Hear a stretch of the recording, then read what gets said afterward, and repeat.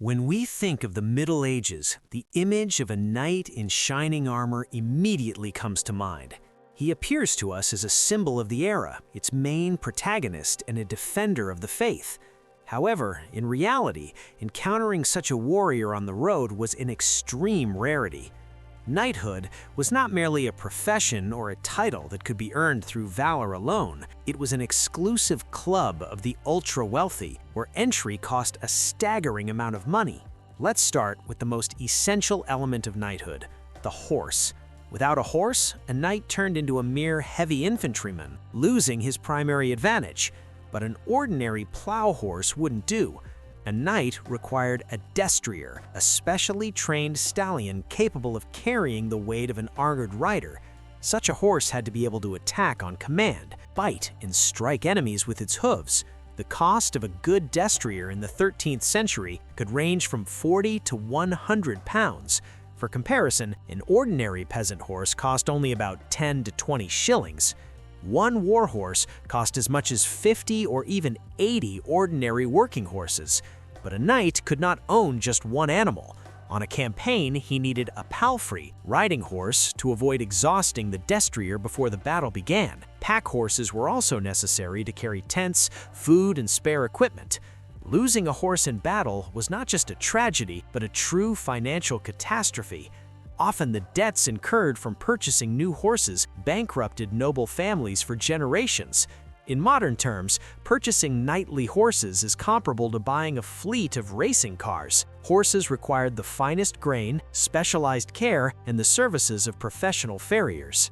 Now let's move to protection, which cost no less than the means of transportation. In the era of chainmail, the cost of a long hauberk was about 5 to 7 pounds. While that might seem less than the price of a horse, it was still equivalent to the annual income of an entire village. To weave a single hauberk, a master had to manually join tens of thousands of iron rings. With the advancement of technology by the 14th, 15th centuries, full plate armor replaced chainmail. These were true masterpieces of engineering for their time. Every element of the armor had to be perfectly fitted to the anatomy of the specific individual. The work of Milanese or Augsburg armorers was worth its weight in gold. Quite literally, a full set of high-quality armor cost enough to buy a farm with livestock and buildings.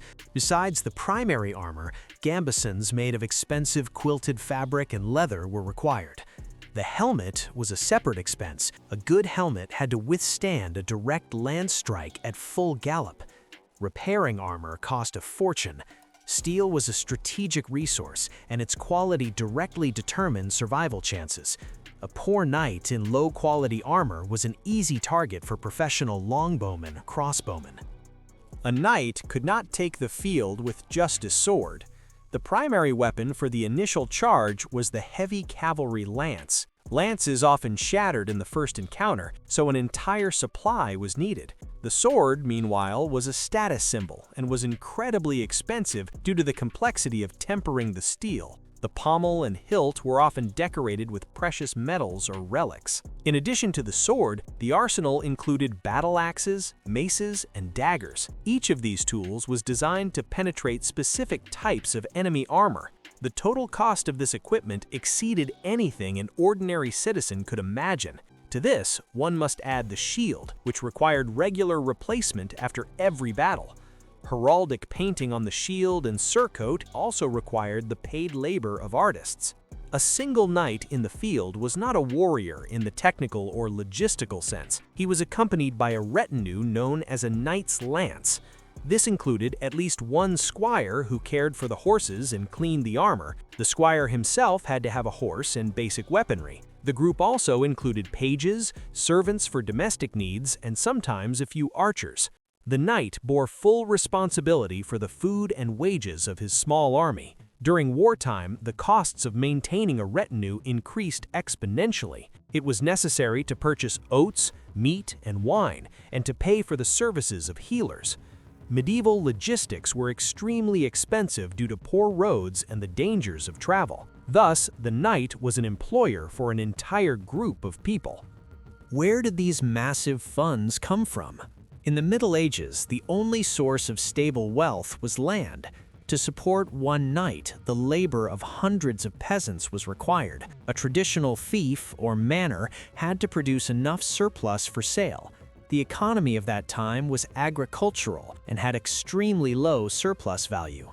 The resources of Europe during that period were simply insufficient to arm a larger number of people. If knights had made up 10 or 20% of the population, society would have faced mass starvation. A peasant had to work from dawn till dusk so that one man could dedicate his life to war and training.